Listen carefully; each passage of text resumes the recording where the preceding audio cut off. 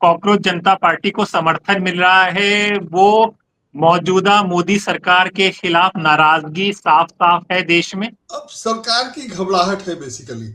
मतलब एक तो वो सीजेआई ने जो कहा उसका रिएक्शन था, और सीजेआई ने जो कहा मेरे ख्याल से वो बिल्कुल गैर जरूरी था और अनुचित तो था ही, और मुख्य न्यायाधीश को ये सब कहने की जरूरत नहीं थी। और उन्होंने जो कहा कि सीबीआई से जांच करवाऊंगा, ये भी कहने की क्या जरूरत थी? जांच करवाइए, करवाया ही जाना चाहिए। और सीबीआई से डिग्री की ही क्यों? प्रधानमंत्री की डिग्री का मामला 10-12 साल से लंबित है, उसकी जांच नहीं हो रही है। इंदिरा गांधी के मामले में हम लोग जानते हैं कि हाई कोर्ट के जज ने प्रधानमंत्री के खिलाफ फैसला दिया था, और इंदिरा गांधी जैसी प्रधानमंत्री के खिलाफ फैसला दिया था। आप उनको कॉकरोच कह रहे हैं जो अपने अधिकार की बात कर रहा है, तो जाहिर है उसका रिएक्शन होना था।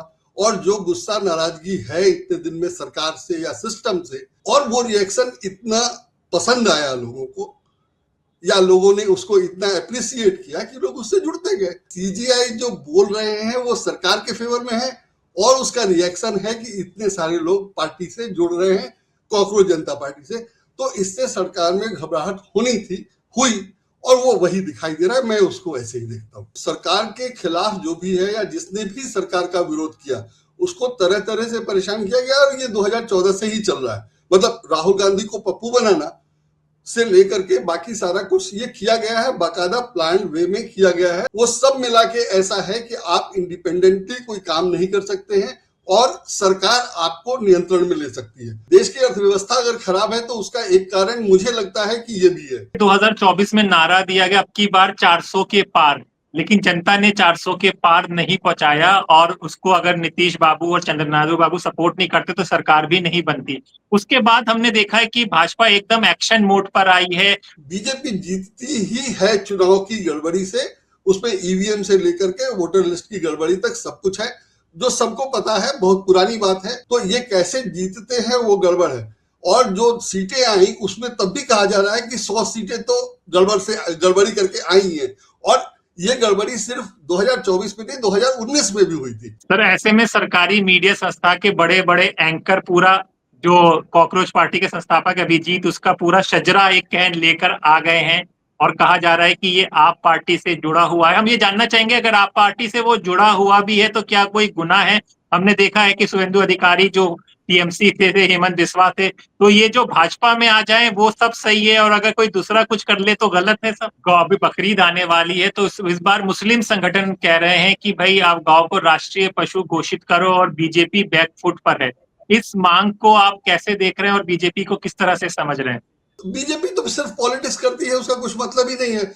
गाय को माता और ये सब जो मानना है वो सब मानते रहे, लेकिन हम लोग जानते हैं, हम लोग भी हिंदू हैं, हम लोग भी देखते हैं गायें कैसे रहती है, कब रखा जाता है उनका, और उनका दूध भी नहीं पीना चाहिए, बछड़े का दूध आप क्यों पीते हैं वगैरह। वो तो बहुत सारे मामले। बीजेपी तो गुजरात में तो बीफ मुहैया कराती ही है, और तमिलनाडु और केरल में सरकार बनाएगी तो कराना ही पड़ेगा।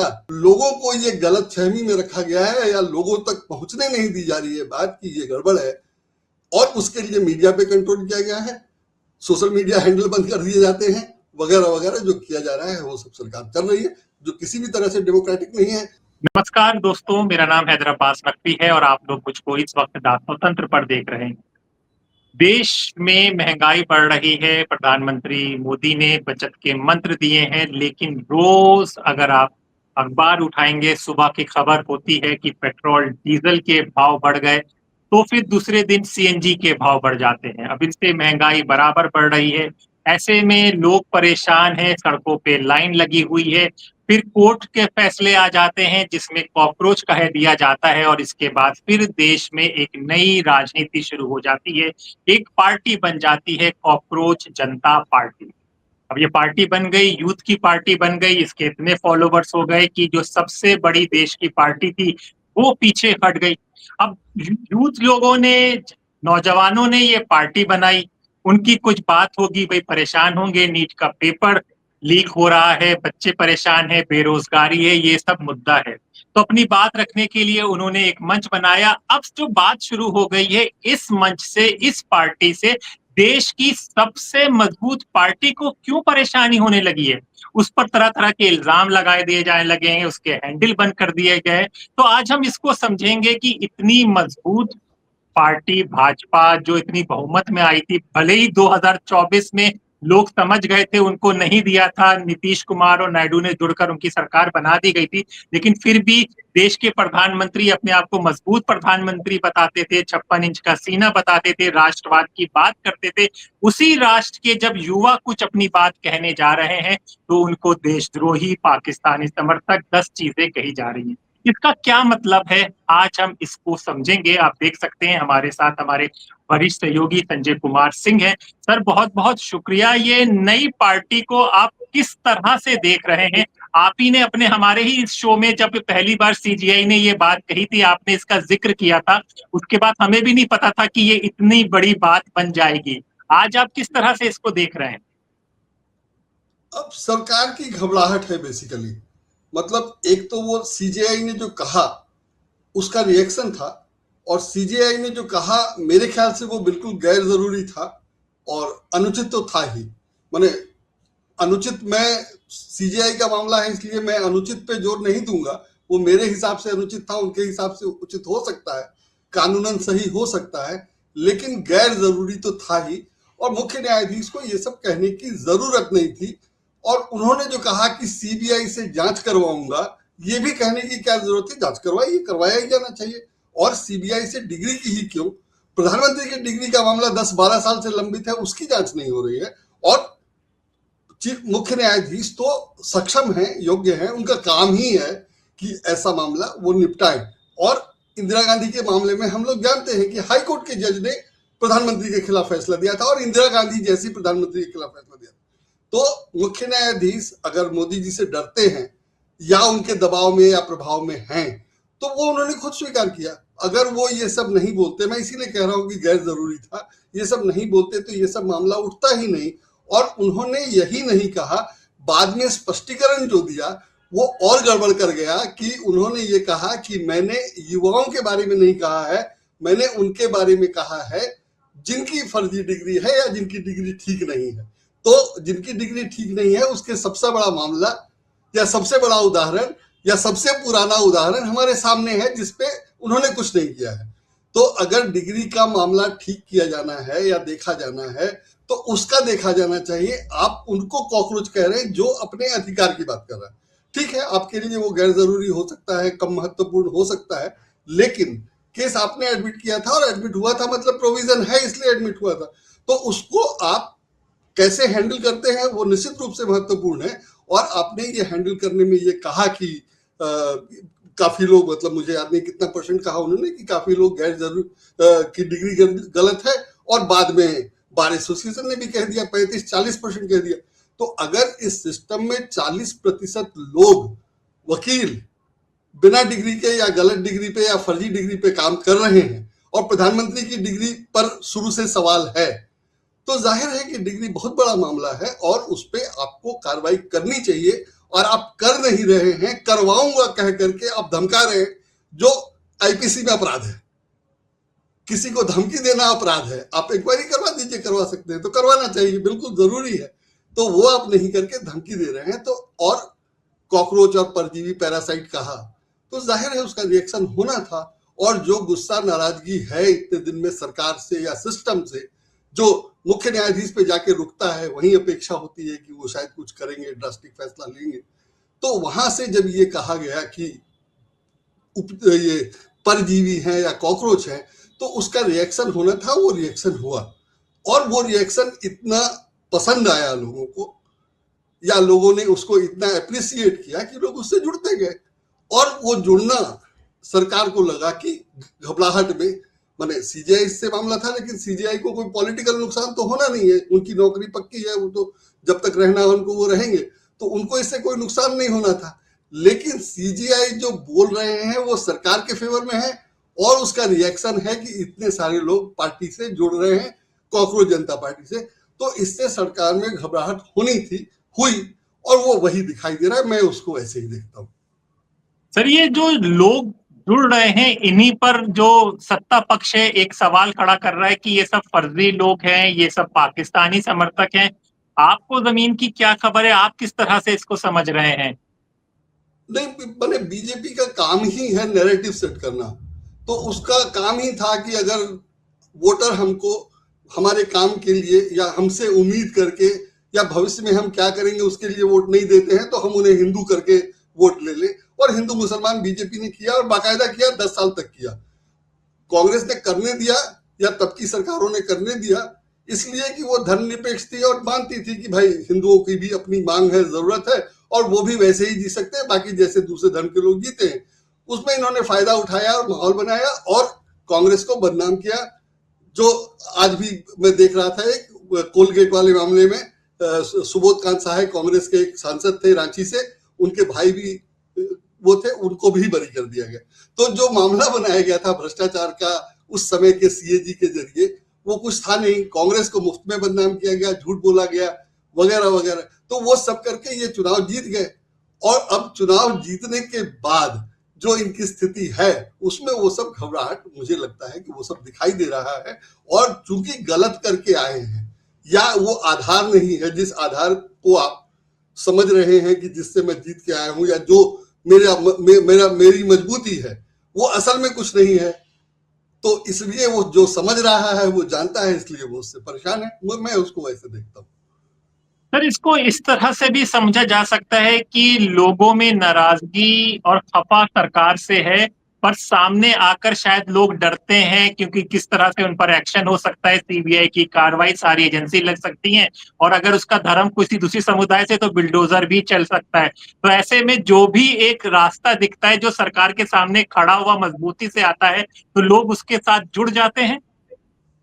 बिल्कुल बिल्कुल, माने सरकार के खिलाफ जो भी है या जिसने भी सरकार का विरोध किया उसको तरह तरह से परेशान किया गया और ये 2014 से ही चल रहा है। मतलब राहुल गांधी को पप्पू बनाना से लेकर के बाकी सारा कुछ ये किया गया है, बाकायदा प्लान वे में किया गया है। और जितने भी विरोधी थे सबको सब तरह से जिसके लिए जो तरीका था, मतलब मैं हमेशा कहता हूं कि एनजीओ या विदेशी चंदे से जो लोग यहाँ काम कर रहे थे उनका अपना प्रोफेशन तो चल ही रहा था, वो लोगों को नौकरी दे रहे थे, समाज सेवा का काम कर रहे थे, सबको भिन्न तरीकों से जीएसटी के रूल्स प्रोफेशनल्स के लिए जो हैं वो सब मिला के ऐसा है कि आप इंडिपेंडेंटली कोई काम नहीं कर सकते हैं और सरकार आपको नियंत्रण में ले सकती है। जैसे ईडी सीबीआई तो उसके पीछे लगाई जाएगी ना जहां ट्रांजैक्शन बढ़ा है या जहां कुछ क्राइम हो ही गया है या क्राइम होता दिख रहा है। लेकिन छोटे मोटे लोग जो 4, 5, 10, 20 लाख रुपए महीना साल का कमा करके अपना काम कर रहे हैं और सरकार के खिलाफ बोल रहे हैं, उनको कंट्रोल करना जरा मुश्किल होता, तो उनके लिए उनका धंधा ही बंद करा दिया गया। देश की अर्थव्यवस्था अगर खराब है तो उसका एक कारण मुझे लगता है कि ये भी है। लेकिन सरकार को सुरक्षित रहने के लिए जरूरी था कि विरोध करने वालों को किसी तरह रोका जाए और वो हर तरह से हर तरह के लोगों को रोका गया है। तो उसमें जब सब लोग नियंत्रित हो गए तो अब विरोध करने वाले बहुत कम लोग बचे हैं। जो विरोध करते हैं बोलते हैं उनकी आवाज जनता तक पहुंचती नहीं है या पहुंचने से रोक दी जाती है। वैसे कानून बना लिए गए हैं, ट्विटर हैंडल, सोशल मीडिया पे कंट्रोल वगैरह वगैरह सब कुछ है, कानून भी बना लिए। उसमें जब कॉकरोच जनता पार्टी बनी और जाहिर है वो पार्टी नहीं है, वो एक मंच ही था, तो वहां अगर लोग एक साथ जुट जाएंगे और कोई भी मैसेज एक साथ अगर लाखों लोगों तक पहुंच जाएगा तो जाहिर है सरकार की घबराहट उसी से थी, इसलिए उसको बंद करवाना सरकार को जरूरी लगा होगा। या ये सरकार जिस ढंग से काम करती है उसमें सरकार के पास कोई ऑप्शन नहीं था कि वो एक इतने बड़े मंच को चलने दे। मैंने अभी भी आप देखिए कि जिसकी ज्यादा रीच है उसको कंट्रोल किया जाता है। मैंने मीडिया, मेनलाइन की मीडिया को पूरी तरह कंट्रोल कर लिया गया। अभी भी सोशल मीडिया पे उसी को पहले शिकार बनाया जाता है या उसी पे निशाना साधा जाता है जिसकी रीच ज्यादा है। कम रीच वालों को नहीं टारगेट किया जाता है। तो ज्यादा रीच जब हो गई तो उसको टारगेट करना भी मुश्किल है, क्योंकि जैसे उसने अगर 2, 3, 4 दिन में अगर कॉकरोच जनता पार्टी की इतनी मेंबरशिप हो गई तो उसको आप बंद करेंगे तो फिर दोबारा शुरू कर लेगा। और जाहिर है वो कर रहा है, दिखाई दे रहा है, cockroach is back and all सब कुछ दिखाई दे रहा है। तो उसको बंद करना इनके लिए जरूरी था, लेकिन जो स्थितियां हैं उसमें बंद करने से कुछ खास फर्क नहीं पड़ेगा। तो सरकार की अपनी रीति नीति के अनुसार वो जरूरी था, लेकिन जो स्थितियां हैं उसमें वो बहुत कारगर नहीं होगा। और मुझे नहीं लगता है कि बंद करने से कोई फायदा हुआ है, उसका नुकसान जरूर हुआ है जो कुछ दिन में दिखाई देना चाहिए। सर, हम ये भी समझना चाहेंगे, 2024 में नारा दिया गया अब की बार 400 के पार, लेकिन जनता ने 400 के पार नहीं पहुंचाया और उसको अगर नीतीश बाबू और चंद्रनादु बाबू सपोर्ट नहीं करते तो सरकार भी नहीं बनती। उसके बाद हमने देखा है कि भाजपा एकदम एक्शन मोड पर आई है। हम लोग एग्जिट पोल देख रहे थे, जमीनी रिपोर्ट आई थी कि हरियाणा में भाजपा नहीं जीत रही है, लेकिन अचानक से चमत्कार हुआ और फिर ये चमत्कार हम हर राज्य में धीरे धीरे देखने लगे। तो अब एजेंसियों पर पूरी तरह से काबिज सत्ता हो चुकी है। बिल्कुल कहा जा सकता है, मतलब बहुत स्पष्ट है कि मोदी जी ने या उनकी पार्टी ने 400 पार का नारा दिया और उनको वो उम्मीद थी कि उसमें वो जीतेंगे या उसमें उनको 400 पार हो जाएंगे। उसको काउंटर किया गया था इलेक्शन से पहले ही, राहुल गांधी ने पहले ही कह दिया था, काउंटर किया गया था, डिफेंसिव मोड में ये लोग आ गए थे। फिर भी वो मुद्दा कहीं ना कहीं था और सीटें कम हुई तो ये मान लिया गया कि उससे सीटें कम हुई, लेकिन बीजेपी जीतती ही है चुनाव की गड़बड़ी से। उसमें ईवीएम से लेकर के वोटर लिस्ट की गड़बड़ी तक सब कुछ है, जो सबको पता है, बहुत पुरानी बात है। और मेरे जैसे क्या बोलते हैं, बहुत सामान्य नागरिक या मैं पत्रकारिता में भी बहुत फील्ड में रिपोर्टिंग नहीं करता रहा, बहुत सिर्फ जागरूक ही हूं, लेकिन मेरा कोई बहुत कंटैक्ट वैसा नहीं है, फिर भी मुझे पता है कि ये लोग क्या गड़बड़ करते हैं। तो जाहिर है कि सबको पता था, दूसरी पार्टी को, अपोजिशन लीडर्स को सबको पता था। तो ये कैसे जीतते हैं वो गड़बड़ है। और जो सीटें आई उसमें तब भी कहा जा रहा है कि 100 सीटें तो गड़बड़ी करके आई हैं, और ये गड़बड़ी सिर्फ 2024 में नहीं, 2019 में भी हुई थी। 2019 में एक प्राइवेट यूनिवर्सिटी का रिसर्च था, जिस रिसर्च के रिपोर्ट बाहर आने से सरकार इतना घबरा गई कि जिन्होंने रिसर्च किया था उनकी नौकरी गई वगैरह वगैरह, सब कुछ हुआ। और 2019 में पुलवामा कैसे हुआ आज तक नहीं पता चला, लेकिन जनता पार्टी, कॉकरोच जनता पार्टी कैसे बनी ये सब पता चल गया। तो हम लोग जानते हैं कि सरकार को क्या पता करना है, क्या पता नहीं करना है, क्या पता है बताना नहीं है, वगैरह वगैरह। तो जो सरकार जिस ढंग से काम कर रही है उसमें जबरदस्ती ही चुनाव जीत रही है वो, और पहले वो थोड़ा दबा छिपा था, इस बार खुलेआम है। और खुलेआम इस हद तक है कि सुप्रीम कोर्ट ने एसआईआर होने दिया, और सिर्फ एसआईआर से काम नहीं चला तो लॉजिकल डिस्क्रिपेंसी भी होने लगा, उसके लिए ट्रिब्यूनल भी बनाए गए, और ट्रिब्यूनल ने काम नहीं किया तो जिनका काम नहीं हुआ उनको वोट देने से रोक दिया गया, जो अति है। माने अगर सब कुछ करने के बावजूद अगर ट्रिब्यूनल से उनका नाम पास नहीं होता तो सुप्रीम कोर्ट ये कह सकता था कि जिन लोगों का मामला ट्रिब्यूनल में है और ट्रिब्यूनल नहीं देख पाया उतने लोग तो वोट देंगे, और वही लोग वोट देते तो रिजल्ट कुछ और होता। तो रिजल्ट वो नहीं हुआ और उनको करवाया गया। और जस्टिस बागची ने कहा था कि अगर डिफरेंस जो है हटाए गए वोटर और उसमें उससे ज्यादा होगा तो हम देखेंगे, वो उसी दिन देखा जाना चाहिए था। अब जब देखेंगे तब तक तो 5 साल बाद देखेंगे तो उससे क्या होगा, और साल भर बाद वो देखेंगे तो वही होगा जो नोटबंदी में हुआ था कि अब इस पे एकेडमिक बहस ही हो सकती है, फायदा क्या है। तो इस तरह से कोर्ट कर रहा है, करता रहा है, वो हम देखते हैं। तो जो राहुल गांधी का आरोप है कि हर जगह एक खास विचारधारा के लोगों को बैठा दिया गया है और वो लोग वैसे काम कर रहे हैं, वो दिखाई देता है। और वो कल दिखाई दिया उसमें भी सीबीएसई के रिजल्ट वाले मामले में। एक बच्चा, माने वो अगर 12th का एग्जाम दे रहा है तो 18 साल से कम का होगा या 18 का ही होगा, तो मैं उसको अवयस्क मानूंगा। और उसके केस में उसने कहा कि उसकी कॉपी में गड़बड़ है, उसको नंबर कम मिला है, उसने जो कॉपी मांगी तो उसकी कॉपी जो दी गई वो गलत है। बिल्कुल, मैंने बहुत ही सीरियस इशू था। और अगर एक प्रूव हो गया है तो ये नहीं कहा जा सकता है कि वही एक था। और तो मामले कंप्लेंट तो है ही है, लेकिन कंप्लेंट 150 ही है। लेकिन हम क्यों माने कि 150 ही है, लाखों होंगे जब 1 और 150 दिखाई दे रहे हैं। लेकिन उसको एक जर्नलिस्ट ने, जो सरकारी जर्नलिस्ट है, जिसके बेटी की शादी में प्रधानमंत्री जा चुके हैं, ने उसको तुरंत कह दिया है पाकिस्तान का मामला है। भाई पाकिस्तान का मामला आप कह रहे हो, कहो, आपको लगता है कहो, लेकिन तसल्ली तो कर लो कि आप जो कह रहे हो ठीक है।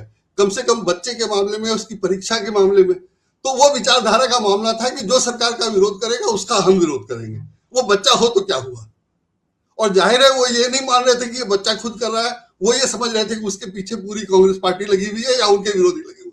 तो इस ढंग से काम हो रहा है, और सरकारी वेतन पाकर कोई सीबीएसई का बचाव कर रहा है, कोई शिक्षा मंत्री का बचाव कर रहा है, कोई बीजेपी का बचाव कर रहा है। तो ये व्यवस्था बना दी गई और दिखाई दे रहा है।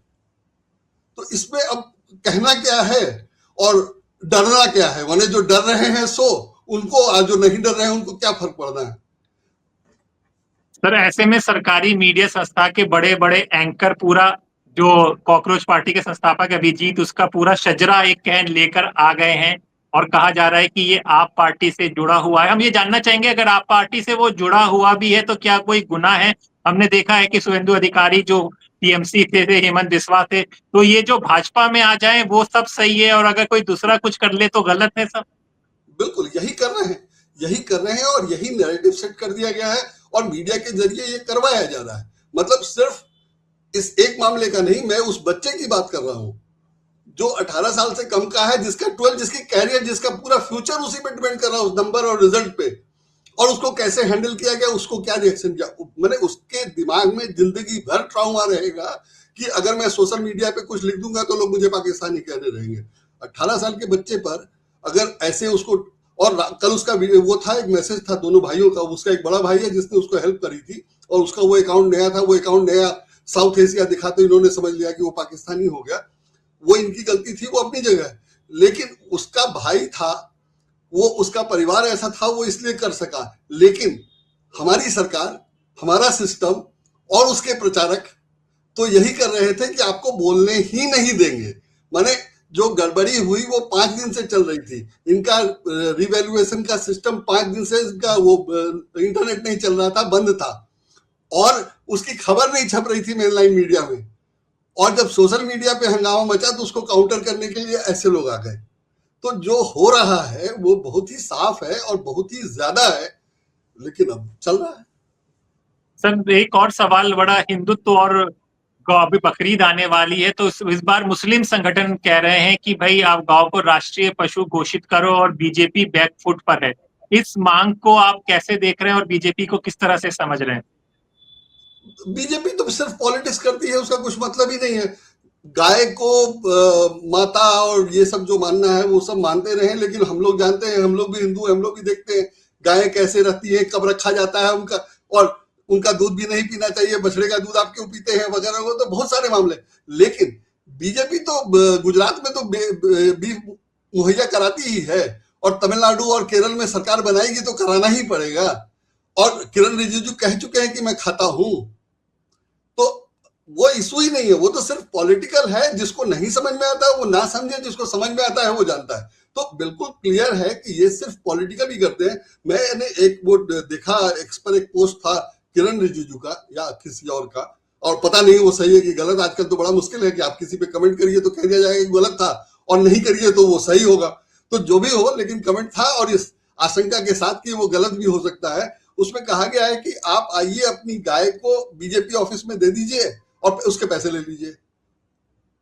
तो बीजेपी अब ये भी करेगी सरकार चलाने के लिए, तो ये तो कोई पॉलिटिक्स नहीं हुई। और जो जो साइकिल है एनिमल का या जीवन का या जानवरों का या सबका, तो वो नेचुरल क्यों नहीं चलने दिया जाए। और कुत्ते पर रोक लगाने के लिए सुप्रीम कोर्ट के पास समय है, या कुत्ते पे सुनवाई करने के लिए सुप्रीम कोर्ट के पास समय है। और मुख्य न्यायाधीश की नियुक्ति का मामला कितने दिन लटका रहा सो आप देख रहे हैं। और सबरीमाला के मामले पर 2 बार सुनवाई हो गई। मैंने एक बार संविधान बेंच ने सुनवाई की, उसका फैसला दिया, फिर दोबारा सुनवाई हो गई। और चीफ जस्टिस, मैंने मुझे याद नहीं किसने कहा था, लेकिन कोर्ट की तरफ से ये कहा गया कि पिछली बार ही नहीं सुना जाना चाहिए था।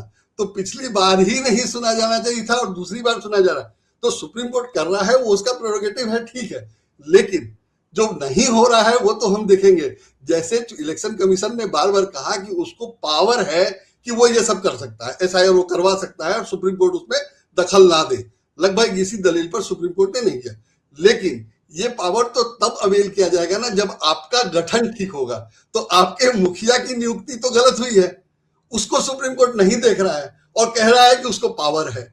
तो सुप्रीम कोर्ट जो अलाउ कर रहा है वो भी सोच सोच के या देख देख करके कर रहा है, ऐसा दिखाई दे रहा है। हो सकता है ऐसा ना हो, काम की उसमें हो रहा हो, मैं नहीं जानता क्या स्थिति है, लेकिन लग तो यही रहा है कि सुप्रीम कोर्ट भी जो चाहता है उस पर छूट दे देता है। कुछ मामले को जल्दी सुनवाई करके जल्दी निपटा देता है और कुछ मामले को चलने देता है। और जाहिर है मैंने ऐसा किया भी जाता है, करना भी पड़ता है, स्थितियां भी ऐसी होती हैं, वो सब है, बहुत बड़े देश का मामला है, बहुत बड़ा मामला है, तो वो सब होता है। लेकिन वो सब चल रहा है और दिखाई दे रहा है, जो पहले इतना स्पष्ट नहीं होता था अब बिल्कुल स्पष्ट है। सबसे ज्यादा दुख की चिंता की बात यह है कि दिखाई दे रहा है कि सरकार जबरदस्ती कर रही है, दिखाई दे रहा है कि चुनाव आयोग गड़बड़ कर रहा है, दिखाई दे रहा है कि सुप्रीम कोर्ट का बायस कहीं ना कहीं है, या जो कुछ भी सुप्रीम कोर्ट कर रहा है उसका फायदा सत्तारूढ़ पार्टी को हो रहा है। तो ये सब नहीं होना चाहिए, और वो जैसा कहा जाता है कि न्याय होना ही नहीं चाहिए, न्याय होता दिखना चाहिए, और चुनाव निष्पक्ष होना ही नहीं चाहिए, दिखना चाहिए चुनाव निष्पक्ष है, लेवल प्लेइंग फील्ड होना चाहिए, तो कहीं है ही नहीं। तो जब वो सब कुछ है ही नहीं तो स्थितियां कितनी बुरी हैं उसमें तो मतलब लंबे समय तक बात होती रह सकती है, लेकिन उस बात करने से फायदा क्या है? क्योंकि ऐसा नहीं है कि जिसको जानना है उसको पता नहीं है, उसको पता है, और लोगों को ये गलत फहमी में रखा गया है या लोगों तक पहुंचने नहीं दी जा रही है बात कि ये गड़बड़ है, और उसके लिए मीडिया पे कंट्रोल किया गया है, सोशल मीडिया हैंडल बंद कर दिए जाते हैं, वगैरह वगैरह जो किया जा रहा है वो सब सरकार कर रही है, जो किसी भी तरह से डेमोक्रेटिक नहीं है। और इसीलिए हम 157 पे हैं, और इसीलिए सवाल पूछा जाता है तो उसका जवाब नहीं देते हैं, और इसीलिए कहा जाता है कि उसको सवाल पूछने की जरूरत क्या थी, उसने सवाल क्यों पूछ लिया, उसका सर वो कारण तो कम्युनिस्ट कम्युनिस्ट पत्रकार थी ना सर वो। बिल्कुल पूरा पूरा नैरेटिव बनाने का काम, मैंने वो आपने पूछा उसका है, आम आदमी पार्टी का है, राहुल गांधी के बारे में भी सोरोस के पैसे से, अगर सोरोस के पैसा लेना गलत है तो आप टांग दो ना, क्यों रोक रहे हो, क्या इंतजार कर रहे हो, किस बात का इंतजार है, और अगर नहीं है तो रो क्यों रहे हो? उसी तरह से राहुल गांधी कितनी बार विदेश गए और कितने करोड़ खर्च हुए वो आपको आज पता चला, और पहले से पता था तो अब क्यों बोल रहे हो? और उसमें कुछ गलत है जो करना है तो कर लो। नेशनल हेराल्ड का केस आपका सुनवाई नहीं हो रही, उसमें कुछ निकल के नहीं आ रहा है, लेकिन निशिकांत दुबे रोज बोल रहे हैं कि इतना करोड़ का इन्वेस्टमेंट था, इतने करोड़ का। कोई भी इन्वेस्टमेंट बढ़ता है, सबका बढ़ा है, आपका भी बढ़ा है, और आपका जो था तो वो लोकायुक्त के बाद उसके लिए गई, इंक्वायरी के लिए शिकायत गई, तो लोकायुक्त ने कह दिया कि हम वाइफ का मामला नहीं सुनते हैं, अब सिर्फ लोक सेवकों का मामला सुनते हैं। तो सब लोग देख रहे हैं, सब कुछ सामने है, लेकिन अपने हिसाब से बीजेपी के फेवर में नैरेटिव बनाने का काम चल रहा है, मीडिया उसको सपोर्ट कर रहा है, जो विरोध कर रहे हैं उनको सुना नहीं जा रहा है, उनको सुनने नहीं दिया जा रहा है, उनको अपनी बात रखने नहीं दी जा रही है, या उनका हैंडल ही बंद करा दिया जा रहा है, जो कुछ भी है ये सब चल रहा है। सर 28 फरवरी से युद्ध शुरू हो गया था, उसके बाद मंत्री बयान देते हैं कि सब कुछ सही है, हमारे पास भंडार सही है, चुनाव होते हैं, चुनाव में पूरी तामझाम लग जाता है, हजारों गाड़ियां कटती हैं, इतने कार्यकर्ता रहे हैं, इतने एक स्टेट से दूसरे स्टेट से अपने ट्रैवल किया है। उसके बाद माननीय प्रधानमंत्री बचत मंत्र देते हैं कि सोना मत खरीदो, तेल मत करो, तेल की कीमतें बढ़ने लगती हैं। प्रधानमंत्री विदेश जाते हैं और वहां पर मेलोडी देते हैं इटली की, तो सर फिर मीडिया में चर्चा होती है कि मेलोडी खाओ सब भूल जाओ। वो भी वही नैरेटिव सेट करने वाला मामला है कि आपने कह दिया कि सोना मत खरीदो, सोना खरीद कौन रहा है, खरीदने कि पैसे किसके पास हैं, और जिसके पास हैं और जो सोना जरूरत से खरीदता है वो तो उसका तो इन्वेस्टमेंट भी है। अगर आपने आज सोना खरीदा और बेटी की शादी के लिए खरीदा या लॉकर में रखने के लिए खरीदा, 5 साल बाद उसका वैल्यू बढ़ जाएगा, तो सरकार आपको कंपनसेट थोड़ी करेगी, और आपके पास पैसा है तो आप इन्वेस्टमेंट अपने हिसाब से करेंगे, और वही करेंगे जहां आपको बेस्ट रिटर्न मिलता है, जो आपके लिए सेफेस्ट है। तो ये सब कहने का कोई मतलब नहीं था, कहा इसलिए कि लोग इसी पे बात करें, और इसी पे बात करने के लिए द हिंदू का एक फर्जी कतरन चलाया गया कि इंदिरा गांधी ने भी कहा था। इंदिरा गांधी ने 1967 में कहा था, और आप 2026 में उसी की बात कर रहे हैं और कह रहे हैं कि 70 साल कुछ नहीं हुआ, तो सब आप ही कहिएगा, दूसरा कोई कुछ नहीं कहेगा, और कोई समझ नहीं रहा है। तो जाहिर है सब लोग समझ रहे हैं, लेकिन इनका मकसद हमेशा यही होता है कि जो मूल मुद्दे पे बात ना हो और कुछ दूसरा मुद्दा छेड़ दिया जाता है। जैसे मेलोडी देते नहीं देते क्या फर्क पड़ता था, या दिया तो क्या फर्क पड़ गया, नहीं दिया, लेकिन उससे चर्चा ये हुई कि मेलोडी पे बात हो रही है, वो इटली गए किस लिए थे वो बात नहीं हो रही है। जिसपे उसने अम्बेडकर ने, प्रकाश अम्बेडकर ने आरोप लगाया है, वो कहाँ गया पता नहीं चला। प्रकाश अम्बेडकर का आरोप बहुत गंभीर है कि उन्होंने ये आरोप लगाया है कि प्राइम मिनिस्टर गए थे वहां, जो जहाज फंसे हुए हैं उनको रुकवा छुड़वाने के लिए, और आरोप यह है कि उसमें मिलिट्री ग्रेड स्टील है। तो भारत इजराइल को मिलिट्री ग्रेड स्टील दे रहा है, तो ये पब्लिक डोमेन में होने में क्या दिक्कत है? बताइए, एक्सेप्ट करिए कि हम दे रहे हैं, और नहीं दे रहे तो बताइए कि हम नहीं दे रहे हैं, और दे रहे हैं और छुड़वाने जा रहे हैं तो वो भी बताया जाना चाहिए। मैंने पहले अगर प्राइम मिनिस्टर विदेश जाते थे तो उनके साथ पत्रकार जाते थे, सब कुछ खुला होता था, और लौटते समय वो हवाई जहाज में ही प्रेस कॉन्फ्रेंस करते थे, और उस प्रेस कॉन्फ्रेंस की खबर के बाद या उसी दिन प्राइम मिनिस्टर प्रेसिडेंट को जाकर रिपोर्ट करते थे। तो अब आप कहिएगा कि प्रेसिडेंट को तो हम ही ने अपॉइंट किया, हम क्या रिपोर्ट करने जाएं, तो अब उसका कोई उपाय नहीं है। जो सिस्टम चला रहा था आप उसको नहीं मान रहे हैं, और आप पत्रकारों को नहीं ले जा रहे हैं, और आपके पक्षकार जो आपके जो प्रचारक हैं वो कह रहे हैं पत्रकारों को क्यों ले जाएं, पत्रकारों को ले जाके ऑब्लाइज करते थे। तो आप पत्रकारों को विदेश नहीं ले जा रहे, ऑब्लाइज नहीं कर रहे हैं, लेकिन जिसको ऑब्लाइज कर रहे हैं उसका काम दिखाई दे रहा है। और अगर मनमोहन सिंह ले जाते थे तो किसने क्या ऑब्लाइज करने का क्या काम किया, सो बता दीजिए, क्या गलत किया या क्या उनको फेवर किया। तो मनमोहन सिंह के साथ पत्रकार जाकर भी उनका विरोध करते थे। आप नहीं ले जा रहे हैं, और जो कर रहे हैं वो बता नहीं रहे हैं, क्यों नहीं ले जा रहे हैं वो समझ में आ रहा है, और उसका कोई विरोध नहीं है। तो सब कुछ हो रहा है, बहुत क्लियर है, और आप बता नहीं रहे हैं कि आप क्या कर रहे हैं। इजराइल और ईरान का मामला, इराक का मामला, अमेरिका का मामला जो है, कॉम्प्रोमाइज होने का आरोप, सब बहुत सीरियस है, और उसमें दिखाई दे रहा है कि आप कॉम्प्रोमाइज कहा जा रहा है, और अब दिखाई दे रहा है कि आप जो कर रहे हैं वो कॉम्प्रोमाइज आदमी ही करेगा। नहीं तो ट्रांसपेरेंसी पे क्या दिक्कत थी, आप बता दीजिए कि हाँ हमने दिया है, हम उसी के लिए गए थे। अगर आपको लग रहा है कि भारत एक्सपोर्ट नहीं करेगा तो डॉलर कहां से आएगा, तो डॉलर चाहिए तो आप एक्सपोर्ट करेंगे, डॉलर चाहिए तो आप सोना नहीं खरीदो, ये तो आपने कह दिया। डॉलर चाहिए इसलिए आपने मिलिट्री ग्रेड स्टील इजराइल को दिया है, जो बायर होगा उसी को देंगे। तो आपने दिया है, दे रहे हैं, ठीक है, उससे पैसा आएगा, और यहाँ बन रहा है तो एक्सपोर्ट ही करना पड़ेगा, एक्सपोर्ट उसी को करेंगे जो खरीदेगा। तो मुझे नहीं लगता इसमें कुछ गलत है, तो आप एक्सेप्ट करिए, लेकिन एक्सेप्ट नहीं करना है क्योंकि हिंदू बने रहना है, इसलिए गाय की बात करनी है, इसलिए गाय को भी बचाना है। तो उस तरह का मामला बहुत अजीब है, ना कोई विचारधारा है, ना कोई सिद्धांत है, ना कोई सही मानसिकता है, ना अच्छी व्यवस्था, नहीं अच्छा सरकार, ना अच्छा देश, ना नागरिकों को सुविधा देने का कोई इरादा नहीं है। सिर्फ ये है कि किसी तरह हम सत्ता में बने रहें, पैसे आते रहें, हमारी बिल्डिंगें बनती रहें, आदि आदि। जनता का क्या होगा वो दिखाई नहीं दे रहा है, या जनता के लिए कुछ कर रहे हैं ऐसा कुछ दिखाई नहीं दे रहा है। मैंने अगर परीक्षा ही नहीं ठीक से हो रही तो बाकी की क्या बात करें। ठीक है। तो सर ये आखिरी सवाल कि ये समझे जाए जो कॉकरोच जनता पार्टी को समर्थन मिल रहा है वो मौजूदा मोदी सरकार के खिलाफ नाराजगी साफ साफ है देश में। बिल्कुल बिल्कुल, तभी उतने लोग गए। मतलब मैं घोषित रूप से मोदी सरकार से नाराज हूं, फिर भी वहां नहीं गया, उसका मेंबरशिप मैंने नहीं ली, मेरे मेंबरशिप लेने से पहले ही हंगामा हो गया। तो जिन लोगों ने मेंबरशिप ली है जाहिर है वो नाराज होंगे, और वो लोग नाराज होने के कारण ही उन लोगों ने मेंबरशिप, तो निश्चित रूप से वही है, और सरकार इसीलिए परेशान है। और सरकार वो नहीं चाहती कि सब लोग एक मंच पे आए, ताकि कुछ वो उनको फैसला करने को, डिसीजन लेने में आसानी हो, जल्दबाजी में तुरंत कोई डिसीजन हो जाए, तुरंत कोई एक्शन हो जाए, वो सब वैसा ना हो। उससे बचने के लिए ये सब किया जा रहा है, निश्चित रूप से मुझे और कोई कारण नहीं लगता, वरना सरकार को परेशान होने की जरूरत नहीं थी। शुक्रिया सर, आपने वक्त निकाला और अच्छे से इस टॉपिक को समझाया। इसी तरह की चर्चाएं द स्वतंत्र पर आप लोग बराबर देखते रहेंगे, तो मुझे इजाजत दीजिए, फिर होगी मुलाकात एक नई चर्चा के साथ, तब तक के लिए नमस्कार।